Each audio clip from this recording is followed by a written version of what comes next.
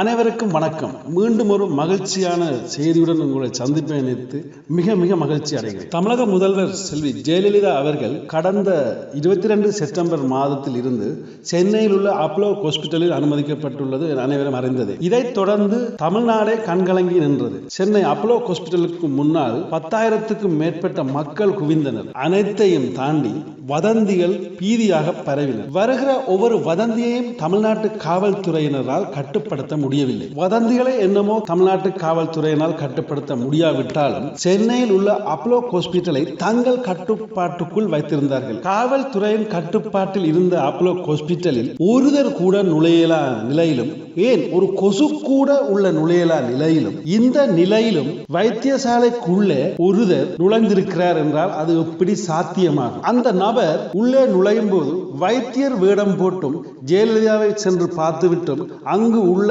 ஜெயலலிதாவின் மெடிக்கல் ரிப்போர்ட்டையும் எடுத்து சென்றுள்ளதாகவும் ஒரு தகவல் வெளியில் கசிந்துள்ளது. பின்பு ஒரு தகவல் வெளியில் வந்துள்ளது.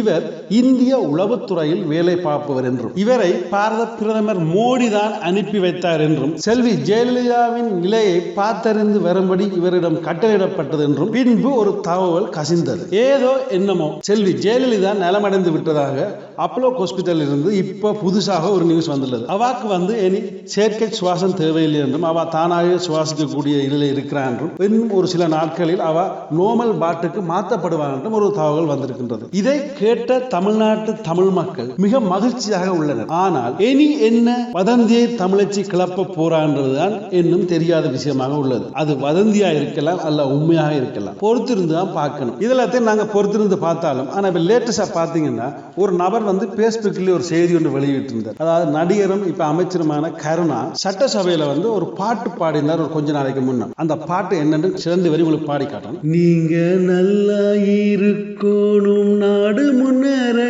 இந்த நாட்டின் உள்ள ஏழைகளின் வாழ்வு முன்னேற என்ற குரல் அசிங்கமா இருக்கிறது வேற விஷயம். ஆனா கருணா பற்றி வந்த நியூஸை சொன்னா நீங்க உண்மையா சிரிப்பீங்க. ஒருவர் எழுதியிருந்தார், இனிமேலும் தயவு செய்து இந்த வாயால ஒன்றுமே பாட வேண்டாம், நல்லா இருந்த அம்மாவை கொண்டே கோமா ஆக்கி விட்டியப்பா என்ற மாதிரி ஒரு எழுதியிருந்தார். என்னமோ தமிழ்நாட்டு முதலமைச்சர் செல்வி ஜெயலலிதா நலமாக இருக்கின்றார், நலம் அடைகிறார் என்று கேட்ட உடனே மக்களுக்கும் சந்தோஷம், எங்களுக்கும் சந்தோஷம். அவ இன்னும் விரைவில் வீடு திரும்பணும் என்று வாழ்த்திக்கொண்டு இன்னும் புதிய புதிய வீடியோக்கள் நாள்தோறும் உங்களுக்காக இணைக்கப்படும். எங்களை சப்ஸ்கிரிப்ஷன் செய்து போட்டு காத்திருங்கள். நன்றி, வணக்கம். மீண்டும் இன்னொரு வீடியோட மிக விரைவில் சந்திப்போம்.